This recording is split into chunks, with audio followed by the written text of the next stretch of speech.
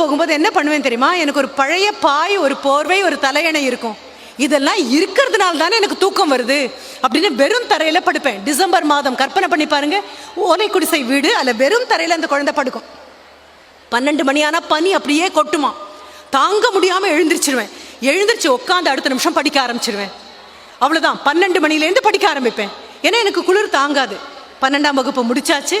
எங்க ஒரு ப்ராடக்ட் அப்படின்னா பிட்ஸ் பிலானி, கற்பனைக்கு அப்பாற்பட்ட ஒரு இடமாக நீயும் நானும் சொல்லக்கூடிய இடம். பிட்ஸ் பிலானி அம்மா கிட்ட வந்து அப்ளிகேஷனுக்கு மட்டும்தான் கேட்குறாரு. அம்மா அந்த என்ட்ரன்ஸ் நான் பாஸ் பண்ணிட்டேன் அப்படின்னா என்ட்ரன்ஸ், பிட்ஸ் என்ட்ரன்ஸ் கிளியர் பண்ணதை காமிச்சே எனக்கு கொடுத்துருவாங்கம்மா சீட். சரி, அம்மா கடன் வாங்கி கொடுக்குறாங்க. அங்கே போகிறாரு. அங்கே போய் உட்காந்துருக்கும் போது பார்த்தா எல்லாரும் ரொம்ப பணக்கார வீட்டு குழந்தைங்க, எல்லாம் தடபடலாம் இங்கிலீஷில் பேசுகிறாங்க. ரொம்ப தாழ்வு மனப்பான்மையாக இருக்குது. அப்போ அவர் நினச்சிக்கிறாராம், நல்ல காலம், அவங்க இங்கிலீஷில் பேசினா பரவாயில்ல, நான் ஊமையாக பிறந்திருந்தேன்னா எனக்கு வாய் பேசவே முடியாமல் போயிருக்கும். ஆண்டவர்களால் ஒரு மொழி பேசக்கூடிய ஆளாவது இருக்கேனே, அது ரொம்ப பெரிய விஷயம். எப்பெல்லாம் நீங்களும் நானும் தடுக்கி விழுந்தாங்க நினைக்கிறோமோ அப்பெல்லாம் ஏறி ஏறி வந்த ஒரு நபர். அதுக்கப்புறம் Indian institute of managerial sciences IIM-குள்ளே போகிறாரு. IIM-குள்ளே போகும்போது அங்கேயும் எல்லாம் பெரிய ஆட்கள். இவருடைய வீடு இன்னும் குடிசை வீடு தான். அப்பவும் தாழ்வு மனப்பான்மை. விடுதியில் தன்னுடைய அறையில் வந்து உட்காரும் போது நினைக்கிறாராம், எப்போ நான் அப்படி ஆவேன், என் வீடு இன்னும் குடிசை வீடு தான், எல்லாரும் என்னை பார்த்தா என்ன நினைப்பாங்க.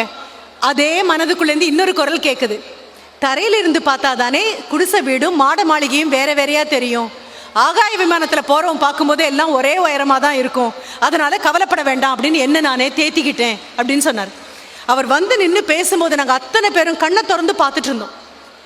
ரொம்ப ரொம்ப சந்தோஷமாக இருந்தது. இப்போ தாய் தகப்பனும் ஆசிரியரும் குழந்தைங்களும் இருக்கக்கூடிய சபையில் சொல்கிறேன் நான், கிடைக்காம கிடைச்ச குழந்தைங்க, கிடைக்காம கிடைச்ச கல்வி திருப்பி பார்க்கறதுக்குள்ளே கையை தட்டினோன்னா எல்லாம் காணாமல் போயிடும். அப்படி போக விட போகிறதில்ல. நாம் பக்கத்தில் நிற்க போகிறோம்.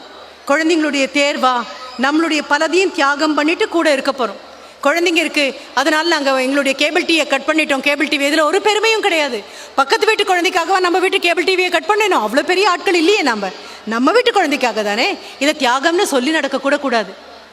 குழந்தை எத்தனை நேரம் முழிச்சிட்ருக்கோ அத்தனை நேரம் பக்கத்தில் உட்காந்து நீங்களும் ஏதாவது ஒரு புத்தகத்தை படிச்சுட்ருங்க.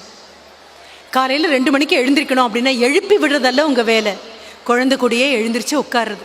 குழந்தை கூட சொல்லலாம், அம்மா நீங்கள் போய் படுங்கம்மா அப்படின்னு சொன்னால் அம்மா சிரிச்சுட்டே சொல்லணும், படுத்துட வேண்டாம், ஆனால் தூக்கம் வராதுப்பா, புரண்டு படுத்துட்டே இருப்பேன், ஐயோப்பா அவன் தனியாக உட்காந்துருக்கேன் குழந்தை அப்படின்னு. நான் கூட உட்காந்துருக்கேன், நீ அமைதியாக படி அம்மா, போதும். நீங்கள் கூட இருக்கீங்கிற ஒரு வார்த்தை போதும் அந்த குழந்தைக்கு பெரிய தெம்பு கொடுக்கறதுக்கு.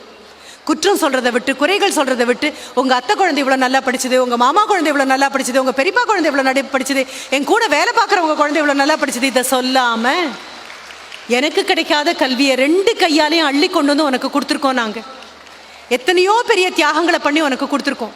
இதை நீ பயன் வாங்கிக்கணும். இதை நீ பயன்படுத்தினதுக்கப்புறம் நீ மேலே வரும்போது உன் கையில் ஆண்டவன் பேனாவை கொடுத்து எத்தனையோ ஏழை குழந்தைங்களுடைய தலையெழுத்தை மாற்றி எழுதணும்னு நினைக்கிறான். நாங்களும் அதைத்தான் நினைக்கிறோம். அதனால் உன் கையில் இருக்கக்கூடிய பேனா நீ தேர்வு எழுதக்கூடிய பேனான்னு தயவு செஞ்சு நினைக்காது, உலகத்தினுடைய தலைவிதியை மாற்றி எழுதுகிற பேனான்னு புரிஞ்சுக்கோ அப்படின்னு ஒரு தடவை சொல்லுங்கள். குழந்தை பக்கத்தில் தெம்பானுக்கும்.